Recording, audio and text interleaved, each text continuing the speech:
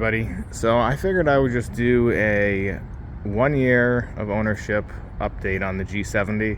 It's been almost a year. Actually, no, it's been a year to the day that I bought this car. I have about 3,500 miles on it. I really don't drive very much, and when I do drive a long distance, I rent a car, so that's why I only have 3,500 miles on it. But I also drive it pretty hard when I do drive it, so it's not like I'm babying the thing. I drive it like a sports car, like it should be driven.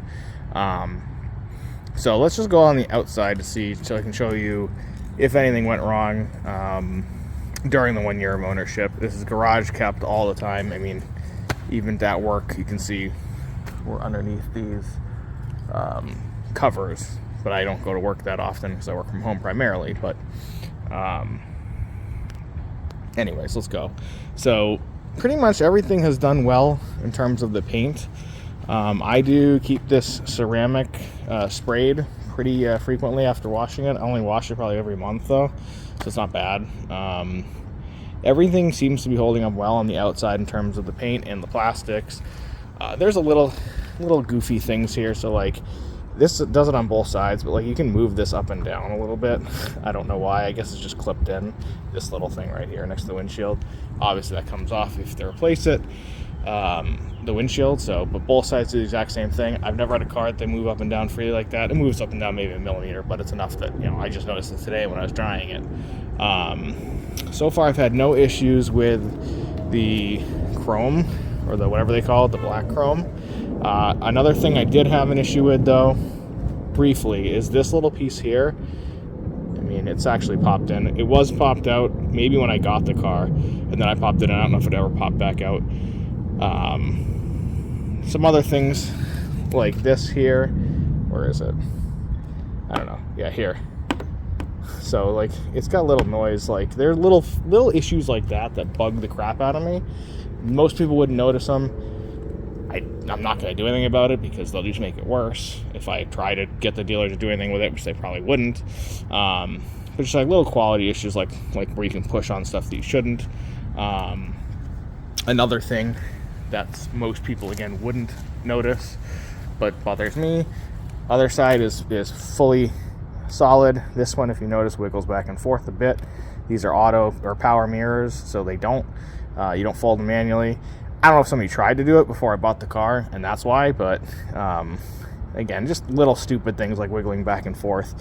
I'm more critical of this car than I was of other cars because this car costs so much money. Again, the Edge had the same price, same sticker as what I paid for this, but I paid $40,000 or $41,000 for the Edge. We got a crazy discount on it versus this. I paid $52,000 for this, $52,500 on a $55,000 sticker. So I expect a little more quality, but again, when you compare it to a BMW 340, which is the exact comparison to this, it's like $7,000 or $8,000 less that you can walk away with this, or at least it was when I bought it. Now I don't know. I think they jumped up price for the 2024, where the only difference is the wheels and a LED or LCD climate control, which a lot of people don't like. I personally wouldn't care either way. And then I think the steering wheel is leather versus the plastic that I have. The steering wheel in center, like where the airbag cover is leather now instead of plastic that I have. But that's the only difference. But I think it went up by like three or $4,000 maybe. So I don't think it's worth it. The wheels look very nice on the 2024 though, but they look pretty good on this one. So let's see. What else do we have here? That's about it for the normal stuff. Then there's my car specific stuff. So, I mean, obviously any of this could be my car specific, but like, you know, I'm going to assume that a lot of the quality stuff is similar on all the models. Another thing here is it actually looks okay now, but you can see it right here still. See how there's like a little gap? It doesn't line up perfectly. Right now it's actually pretty far apart, but depending on how you close the door, this gets really close. It hasn't hit yet. But then also this is misaligned, and the only time you ever notice it is if you're looking in the mirror, which again, very small issues. If you can deal with that, you're fine. And then the most annoying thing that I have is my fault, sort of. it's not my fault. My fault, though, is this right here. So this is a little bit of a misalignment here. It was not like this when I got the car. It was actually the opposite. It was too tight. Like here was a little bit tight. So I said to the dealer, can you please try and realign it? Because I'm worried about it taking some paint off of the metal, because I actually had this problem on the edge. There were the bumper cover and the metal was too close together, so it actually chipped the paint. So I decided I wanted to hold this car for 4 years because it has the warranty, 5-year warranty basic. So I'm going to try and hold this for 4 years. We'll see if that happens, but I'm going to try and hold it for 4 years, especially because I got such a good interest rate, and that's not going to be the case again. But so anyways, I had them realign it. They had my car for a month. They also were supposed to do the door. They didn't do anything with the door, didn't fix that at all. They had the car for a month. They made this worse. They clearly took the bumper off, and by they, I mean whatever body shop they left it with. And when I got it back, I was like, I don't want you to have my car for another month. You're going to ruin it again. So I don't know what the issue is here. I don't know if they broke a clip on the other side. Again, very little issues that most people won't notice, but they bothered me. And again, it was just like this was a little bit misaligned. I think you can see it in the original video that I did this review, because that was before I had brought it in. Other side's fine though. But again, that was kind of my fault, as I demanded that stupidly. I should learn my lesson. Don't ever have them do anything. But also check your car before you buy it, because I shouldn't have bought this. If that bothered you. If that bothered me, I shouldn't have bought it for the door and the bumper. I just assumed that they would be easily able to fix it. And I didn't know they were going to send it off to the body shop. I mean, how hard is it to take a bumper off? How hard is it to realign a door, too? I mean, the bolts are accessible, so. But I just, all these little things. And again, it's, first time buying a Genesis. I love the car, though. Like, it's so fast. And I'll get to that later when I'm inside. But around the back, no issues. In terms of quality, like everything looks fine here. This is not any dents, it's just dust for pollen season here. The power trunk works well. Backup camera works great. Sensors work great. I don't like the fact that all the letters are separate and they're also pointy. And also right here, see how that's pointy. This really only matters for washing the car. I've noticed that there have been a couple times that I've snagged it, and I learned my lesson on the Challenger, maybe? I don't remember. But another car had a similar thing where I almost ripped the letter off by using a drying cloth, a waffle weave drying cloth. It gets behind the number, so just be careful on that. Again, it's just a design issue. It's really not much of an issue. It's just that's, if you're going to wash your car, just be mindful of that. And then also with washing cars, the wheels are a pain to wash, but almost every wheel is a pain to wash now. So just be mindful of that as well. Other than that, again, there's nothing on the back that's had any issues. The LEDs work fine. The LEDs work fine on the front as well. The car looks great in my opinion. It's still holding up very well. I do wish it had a capless fuel filler.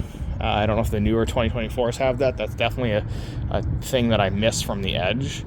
I think my Charger had that as well. My Challenger did not, but my Challenger also had a goofy retro style cover or fuel filler door. So I wish that had a capless, because it looks really stupid having to do that, on a luxury car. Again, I've got about 3,500 miles on this, so the tires really have not much wear on it. Although they have. I guess I haven't intentionally done a burnout, but the car has a lot of power when it wants to have a lot of power. So if you're turning out of a road and you floor it, you will absolutely break the tires loose on dry or especially wet pavement. I drive in Sport Plus mode all the time, so you might not if you're driving in regular mode. But why would you buy the car to not drive it around town in Sport Plus mode? You need that exhaust, you need that throttle response, and obviously, I want to have the best experience for the car. I didn't spend $52,000 on a car to drive a slow, boring car. I did it to try and get another fun car, and this is definitely fun. It feels, I'll get more into this, but it feels sometimes as fast as the Scat Packs. Obviously it's not, but I've done 4.8 in it. I haven't really tried to go faster than that.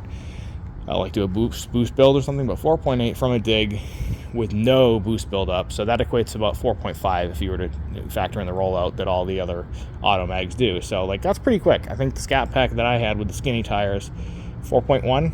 I think I did maybe 4.4, 4.3. I didn't really try again, but I think that the auto mags had that at 4.1 with the rollout. So, you know, add 0.3 seconds to that, or maybe more actually for the skinny tires. I don't know, but yeah. Other than that, the outside is pretty good.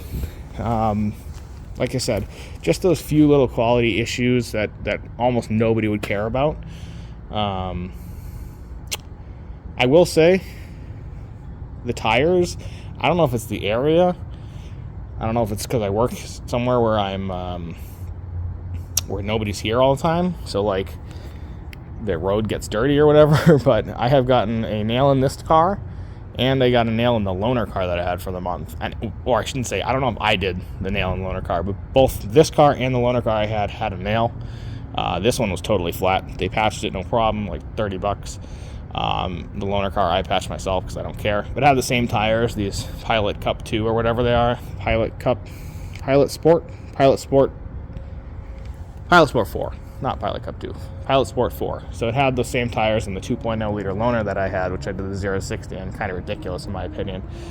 So they might be pretty thin tires, and they're definitely very soft, as we know that they're summer tires. But yeah, so I will say that definitely,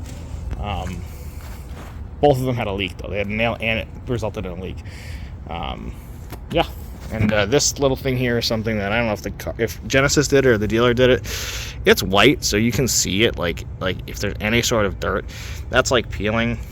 So it shows the dirt there. There's no paint issues there. It's just dirt caught in the glue from the sticker. I'm gonna eventually I'll take it apart and take it off and clean it, but then I'll lose the protection from rocks. So don't really care, to be honest. Unless somebody else said something to me about it. Let's get inside.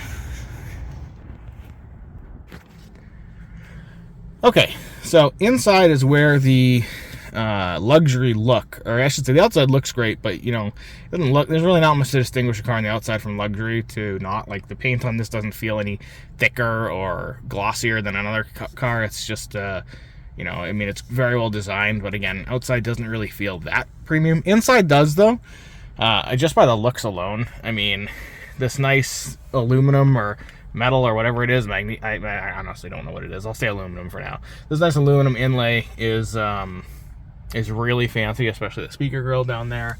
I wish it had a speaker grill down there that was also aluminum, and up there. I don't know why that was black, but it doesn't bother me too much. Again, the two-tone color, the nice quilted seats, they're ventilated, heated, all that stuff. It still looks great. It's holding up very well, including the color. Again, I don't drive this that much. I mean, if we look at it right here, you can see right there, 3,527 miles on it. So, and I've owned this for a year, and 1,600 of that came on one trip to Raleigh. So, I really haven't driven too much on it, but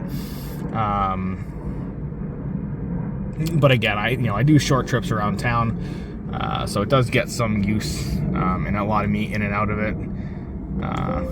Not more than somebody who is driving this every day, but I drive it, 3 or 4 times a week. And I do wear jeans. So I have no issue on the seats, like where it's the colors of the jeans is coming off on the white leather. I've had no cracking or sagging, which is great. Let's see what we have here for fuel economy. I don't know, honestly. Okay, so there you go. I don't remember resetting that, but apparently I reset it 310 miles ago. 19.6 average, which is surprisingly good. I'm guessing that was on a trip I took to the auto show in Jacksonville. Is there another trip here? Huh. I guess not. I was thinking that maybe I had another trip that was... No, there has to be.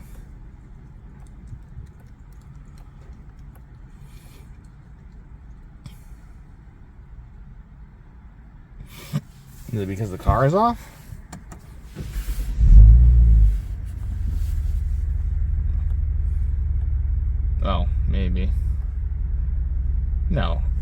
refuse to believe that.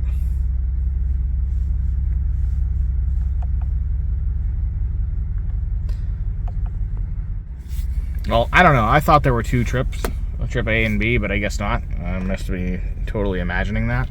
19.6 is pretty good, honestly, for the way I drive. I do think this was a trip to Jacksonville, or included trips to Jacksonville, so maybe 200 miles of that were the highway. Some traffic, though. Around town, I get about 13 because I drive it really aggressively, and on the highway, I get about 30. So if I'm being fuel economy minded, so like going 70, 75 and just staying in a lane on cruise control, but again, around town 13 or so, the way I drive, which is pedal to the metal all the time.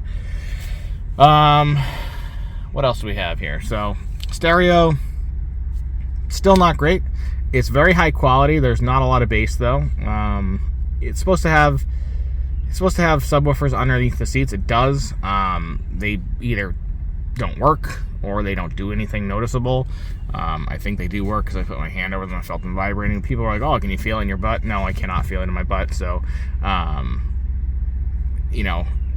but again, it's a high quality stereo. Like the audio is very clear and crisp, even at higher volumes, but there is no bass, or no really discernible bass, which is a bummer a little bit because my last several cars all had much more noticeable bass.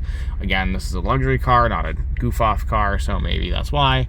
But it would be nice to have that ability, to have some nice pounding bass with music I listen to, which is typically Rocket League style music. But I mean, I listen to all genres. But other than that, the infotainment center is very good. The screen is great.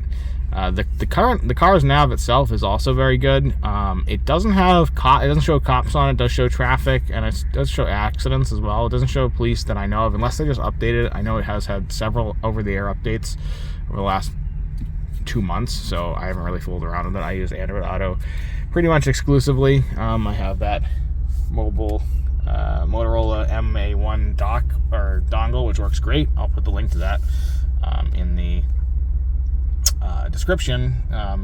It's perfect, to be honest. Like I don't even think about it. It has a wireless charging pad that sort of works about as well as any other wireless charging pad I've had in a rental car, or a car that I've used. So that's it's not something that I use regularly because it doesn't work that well, but it does work. I've used it to charge some iPhones because people with iPhones never have battery on their phone, and I don't have an iPhone cable, so it's come in handy there. What else do we have? There's not really any other quality issues, to be honest. Like the inside of the car is great. There's the only thing I can think of, and again, this is another personal preference thing because there's no way all of the buttons are defective or whatever, but the buttons on the car don't feel super awesome. Like they're not, they feel a bit squishy. The clickers, the rolling is pretty nice, like on the climate and the audio, but like just pushing stuff in, like it's a rubbery feel, and it doesn't give me the satisfaction of a click. And I have no issues right now, but I'm worried that they will start sticking eventually. Oops, that's funny. But other than that, like, I mean, this again, it's just little personal preference things here. I did ask several people about the buttons. They all said that they've had no issues with them, so I'm gonna stop worrying about it. I'm just always worried about what's gonna break, when I have to deal with it, the repair, with the dealer, and all that stuff. And you never know. So it's like, I don't know. I just don't want to have to deal with it. Speaking of dealers, I bought this from a dealer that was not awesome. I mean, the price was right, which is why I did buy it there. And they were nice enough people, to be honest. But, like, again, the car had the bumper thing that bugged me and the door thing that bugged me. So, like, and they didn't fix either one of them, even though I had it for a month. They didn't give me any update on the process. I called them every week or so just to keep an update on it. But, like, they should have really been, on top of it, and they weren't. I have since switched to a different dealer near my house for service, because the car comes with 3 years of service. That's like one oil change a year, pretty much. I got mine way earlier than normal, way earlier on the miles by normal, but I did it after the a year, and I actually changed it myself right after getting it because I like to let it break in a little bit and then change the oil to get any metal shavings or any of the new wear items out. So, but it's, yeah, once a year. But I changed to a dealer by my house. Much different experience. Like, it's a brand new dealer. It's still a Hyundai dealer and a Genesis dealer. They have almost no inventory, which is a real bummer, and it's why I didn't buy the car there, because like every time I looked, they didn't have one. They wanted $10,000 to transfer one in, which is mind-boggling, so it wasn't even worth me discussing it with them. But service-wise, they were pretty good. You know, they'll come pick me up at my house, or pick up the car at my house, I guess, which I would never let them do, but that's an option. Included with the Sport Prestige G70, maybe all of them. It's part of the 3-year maintenance. It's called concierge, I think, concierge service. But yeah, this dealer, the new dealer, is much cleaner and bigger, and it definitely feels more upscale, but it is still a Hyundai dealer. I'm also in a more upscale area, so that might be why. Maybe that's typical for most Hyundai dealers, but it's brand new. So if I had to go to the other dealer, again, I bought the cheapest model Genesis. Obviously, they sell ones that are $15,000 less than this. You know, if you get a 2-liter with nothing in it, it's way cheaper than the $55,000 MSRP that I have on this. But if I had paid $100,000 or $90,000 for a G90 or a GV80 or their silly electric cars, like, I'd be wanting a better experience, and they really need to get that figured out for the majority of them. Again, the one that's by my house, it's fine. That feels like a typical luxury dealer, like a Mercedes or an Acura or maybe a BMW. I feel like BMW is a little bit higher class than the others. Or an Audi is also like the Acura, like they're a little bit lower, more average, I should say. I've never been to a Bentley dealer or a Ferrari dealer or anything like that, so I can't comment on that. And obviously I would expect that to be an even better experience because it's a much more expensive car. But just be mindful of that when you buy your car, especially if you're going to get service there, because you may not want to bring your car to the place that's just like a little rinky-dink Hyundai dealer, like where I bought mine. And the biggest issue with the place I bought mine was that they just had cars and cars and cars and cars all over the lot, and every time I drove in there, I got anxiety that I was going to hit something or that they were going to hit something. More so them, because you're talking like very tight quarters, and it just was very, very frustrating. So I'm glad to not be going back there, although I don't think I'll be able to buy a car at the new dealer just because of how expensive it is by comparison, and their lack of inventory. So but other than the Hyundai tie-in, everything's fine with the dealers, depending on where you are. Like, I've been to 2 dealers, 2 Genesis dealers. One of them has been an upscale experience that's fine, and the other one has been a little bit of a lower experience that I would not expect for a luxury car. But I did have a dash cam installed. I have another video of that, or I installed it myself, powered by the mirror, so that worked well. The car itself drives great. It's a little bit, or it felt a little bipolar originally when I got it. It might be because we're now more broken in with the power. So or maybe it's because it's cooler. Although it wasn't very cold the other day when I did do a nice power slide unexpectedly. But when it's on, it's the fastest car. Like, it's got a ton of power. And it's always always on tap, and the engine actually sounds really good in this car.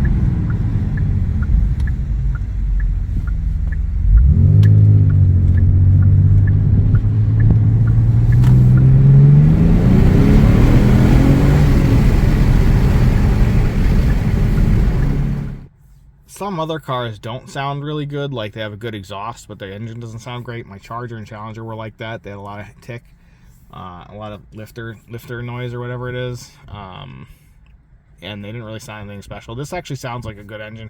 Very little exhaust note. I wish they would have done more of the crackle and pop, and by more I mean any, because it has none, like they have on the Hyundai Kona N or the Elantra N, at least in Sport Plus mode. It has the active exhaust, and you can visit when you switch into Sport Plus mode, at least I guess, maybe when you're in your garage, I don't know, but it has definitely a louder noise, but still no crackle and pop. I wish that was the, I wish that we got more of that sound for this car in sport mode, because, you know, it's a very fast car, and you know, it would be nice to have that little deceleration, crackle and pop. But again, it doesn't have that. You'll know that if you buy it or if you test drive it. That's what it's going to sound like. About it. Again, I like the car a lot. It's at 52 grand. I mean, this is fully loaded, so when it really goes by comparables. So comparables compared to a BMW, Mercedes, Audi, whatever, this is way cheaper. I mean, we're 7 grand cheaper realistically than a comparable, so as loaded BMW 340, or I guess this would be in, I don't even know, in S5 maybe for Audi, or an S4, I don't know. But and you know, same thing. The TLX Type S was 7 grand more when I bought this. That's maybe a little bigger car. The ILX is about the same. I'm sorry, the Integra Type S is the same price, but it's front-wheel drive, so forget about that. It's not even worth it compared to rear-wheel drive. I mean, rear-wheel drive is a blast. I wouldn't even bother getting the all-wheel drive unless you really need it. Like, I don't think it actually makes it any better handling. I think it's for snow. So again, this car holds really well, even in Sport Plus mode with the traction control off. It just it does a great job. It's very well balanced. But when you look at the price as a whole, I mean, it's a lot of money for a car. It might not be a lot of money for a car anymore, but it's hard to get my head around it that I paid 40 grand for the Edge ST, 40 grand for the Charger and Challenger Scat Pack. And those, you know, I mean, the Edge ST was a bigger car, had a very nice interior as well. Like this is still a better interior. Although I will say, I went to go get an Edge ST after my other Edge ST, virtually the same car except for a portrait screen, and they wanted 57 grand for it with no discount and 6% interest rate. So I said, okay, screw that. Same thing for the Charger and Challenger. They were about 58 or so. Now, I would say those two cars might be worth 58 because they're just so fast and they're very unique and they're going away. But certainly the Edge was not. The Edge ST is not worth 57 grand. Not even close. But again, I got 3.49% on this for the interest rate as a special when I bought it, so that's kind of why I did it as well, like why I pulled the trigger and didn't buy like an Elantra N or a Kona N, which were cheaper, although they also had markups, which is a joke. I mean, 39, 40 grand for the Elantra N. I'm sorry, but the interior on those is trash. So really, like, not even close to worth $40,000 for that, because they're not that fast. I mean, they're as fast as this. They're fun cars. They have the crackle and pop, and they're cheaper than this, but like the interior, awful. Like, at least you get the really good interior with this. And then the final thing I'll say with this car is that it is very small. Outside, not small. Inside, it's small. And I notice it every time I drive it. You should pay more attention to it when you test drive it than I did. It wouldn't have stopped me from buying it because I like the way it looks, and the G80 is slower and more expensive, so I really wasn't considering it.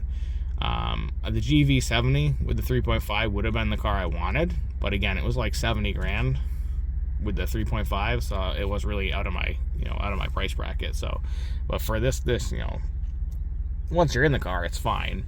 It's just like, it's got the same issue. I think Jeremy Clarkson said it with the Giulia. The door is just pretty small, and the A pillar here, or B pillar, I'm sorry, is right there. So for larger people, it's definitely you know, getting in and out is something you got to focus on. But the steering wheel does move away and the seat moves back, so at least helps a little bit there. I actually thought of two more annoyances here. again, none of the stuff is actually a bad thing. It's just design choices that may or may not annoy you. The home link is not powered at all times, and I don't know. I wish it would stay on a little bit, or I wish it would, power on when I open the door or whatever. But it, so if you turn the car off before you shut your garage door, it's not going to work. So you have to turn the car back on or get out and do it from wherever you do it. But so that's just an annoyance there that was surprising to me, because it's definitely the first car I've had that does it that way. And then the other annoyance, again, not an annoyance, that's really not an issue, is the half screen. I had no issues with this, and I still don't, but I didn't even know. But the European model, and I think the Canadian model, have a full screen dash, and what it does is it looks really good because it's 3D. So I had no idea I even wanted that, but then I just saw a picture of it, and I'm like, dang, I wish I had that. Also with the dash, the speedometer is not linear. So they do this to make it look like you're going faster, I think, because it goes, big gap from 0 to 10, big gap from 10 to 20, big gap 20, 30, 30, 40, and then it goes, then it gets smaller. So you can see 40 to 50 is that tiny little gap there.